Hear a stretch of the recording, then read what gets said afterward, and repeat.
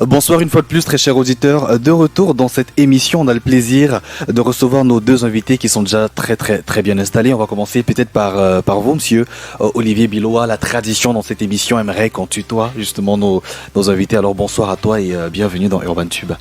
Oui, bonsoir, merci. C'est un plaisir pour nous de t'avoir. Une personne forcément qu'on ne présente plus, un grand frère, un aîné qui nous soutient énormément. Journaliste François Gaël Bala, bonsoir et bienvenue. Bonsoir monsieur Servet et bonsoir aux auditeurs et aux téléspectateurs parce que la radio est aussi diffusée sur les plateformes digitales. C'est un plaisir toujours pour moi d'être dans ce somptueux studio de IFM. Un plaisir partagé, merci surtout à vous d'avoir répondu favorablement, à toi, je veux dire, d'avoir répondu favorablement à notre invitation. Alors Olivier Bilois, on t'a aujourd'hui parce que tu es auteur, tu as sorti un livre intitulé Le silence des fauchés. C'est pour cela que tu es là aujourd'hui. On rappelle déjà, tu es étudiant en lettres au département des langues, littérature et civilisation ibérique à l'université de Yaoundé 1. S'il fallait entrer en profondeur, un livre que j'ai eu le temps de parcourir, pas forcément jusqu'à la fin, déjà qui est très digeste, que je peux conseiller d'entrée de jeu aux auditeurs qui nous écoutent et à ceux et celles qui nous regardent également. François Gaël a jeté un coup d'œil, il nous en parlera tout à l'heure. Pourquoi ce titre, Le silence des fauchés? Qu'est-ce que tu avais envie d'exprimer au travers de ce titre-là? Voilà, merci pour la question.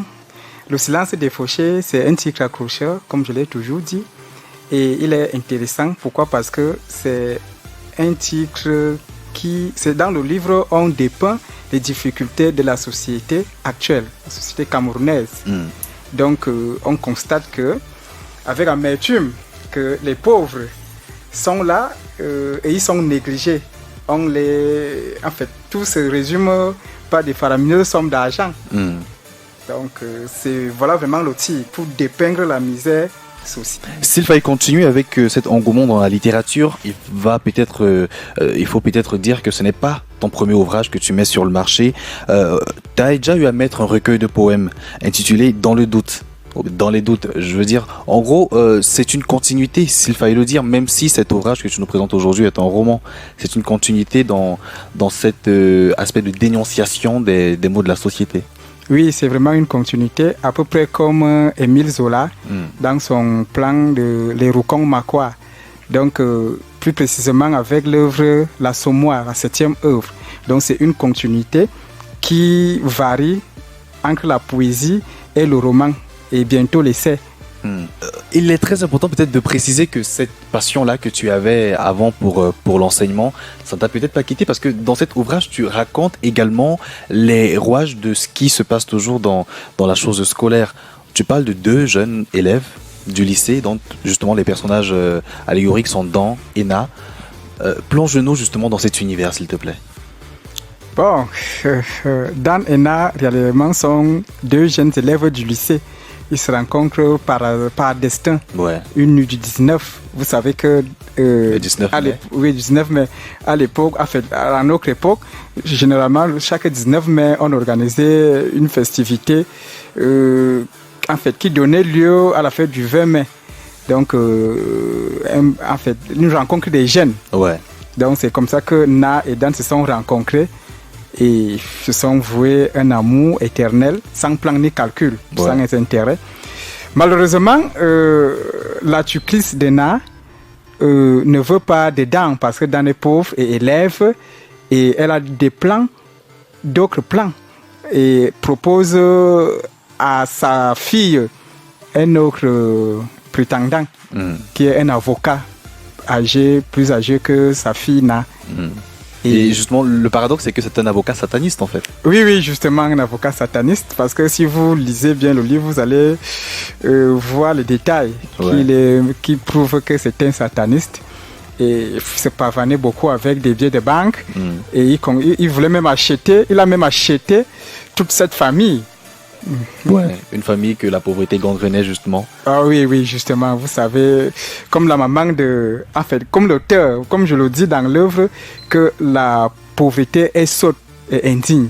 Donc la misère, ça veut dire que quand nous sommes pauvres, on se retrouve après à faire des choses vraiment immorales.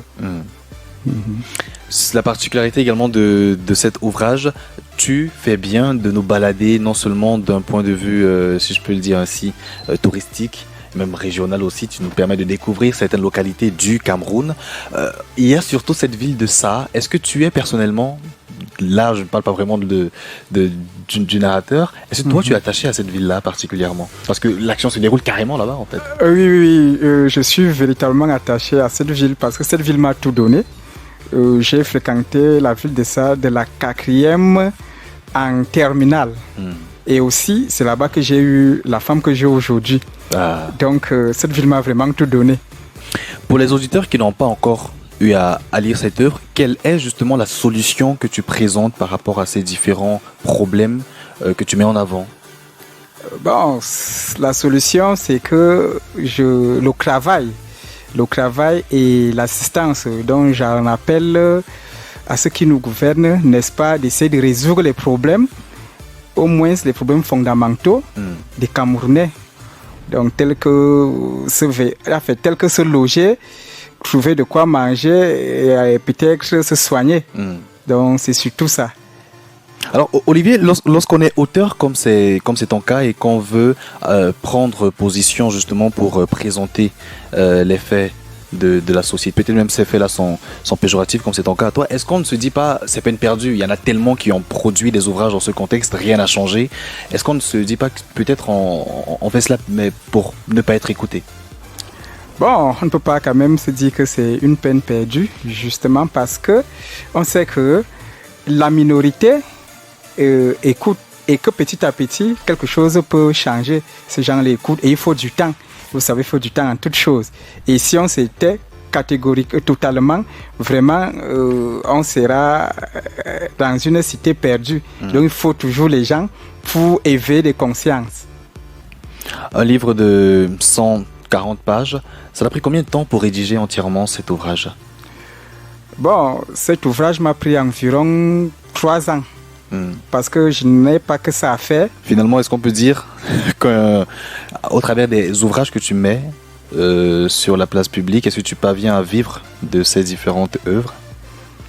Si ce n'est qu'au niveau des œuvres, vraiment, ce serait fort difficile.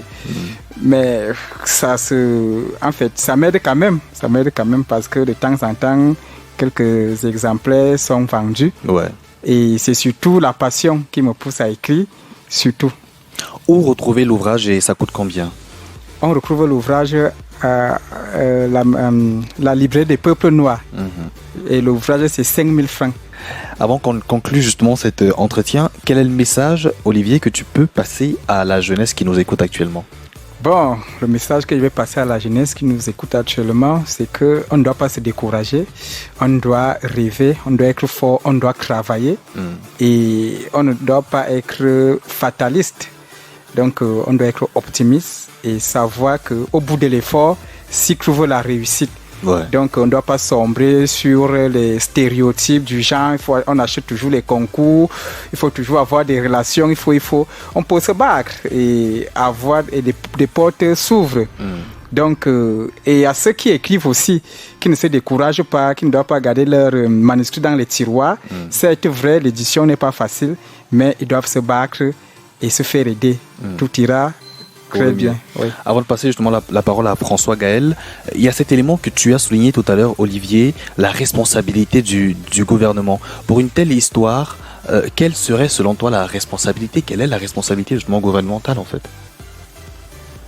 Parce que le gouvernement laisse les gens sombrer dans la misère et ces gens-là se retrouvent à poser des actes qui ne sont pas du tout de nature à faire développer le pays, la société. Ce qui fait donc que le gouvernement doit prendre ses responsabilités véritablement. Vous voyez actuellement l'extrême pauvreté, la faim qui règne. Vous voyez? Donc, c'est à ce niveau que le gouvernement est interpellé. Et aussi, ce sont les étudiants qui souffrent, qui n'ont pas de bourse, qui souffrent vraiment des aléas du moment, la misère et autres.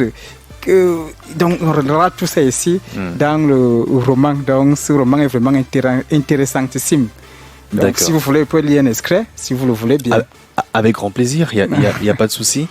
François, je t'ai vu justement hausser la tête tout à l'heure. Ça va être complètement d'accord avec ce que Olivier dit concernant la responsabilité surtout gouvernementale et les faits qu'il présente dans cet ouvrage. Vous savez, lorsqu'on parle de la pauvreté dans un pays,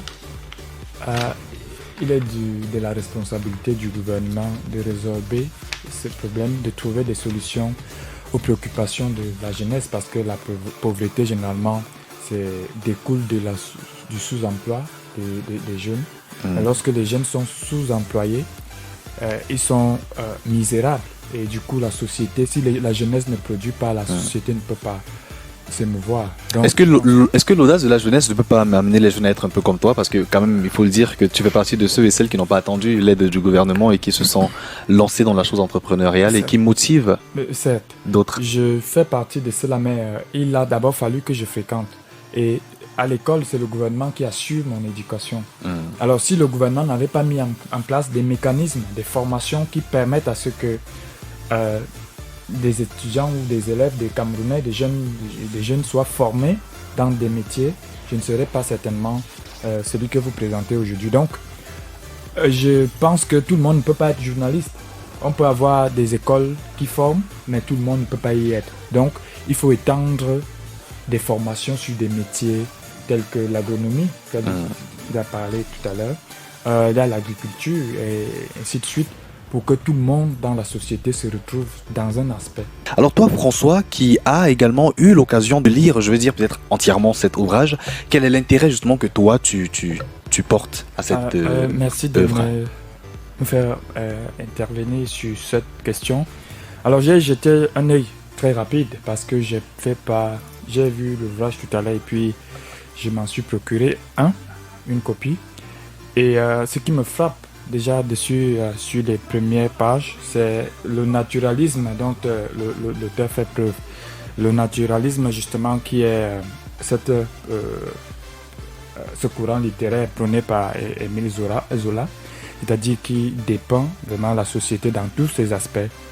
Donc l'ouvrage est assez bien écrit parce qu'à lire les premières pages, c'est un ouvrage accrocheur. Moi, je demanderais à quiconque qui aime la lecture de s'en procurer. D'ailleurs, que si on n'aime pas la lecture, qu'est-ce que on va encore aimer davantage comme l'écriture? Donc, justement, la lecture, c'est la base. À l'intérieur, vous retrouvez des espaces-temps qui sont bien décrits, bien situés. On peut bien situer les espaces qui sont dans le livre. Cela traduit justement la vérité qui se trouve dans le roman, la vérité qui n'est pas forcément la vérité réelle, qui peut être une vérité du roman.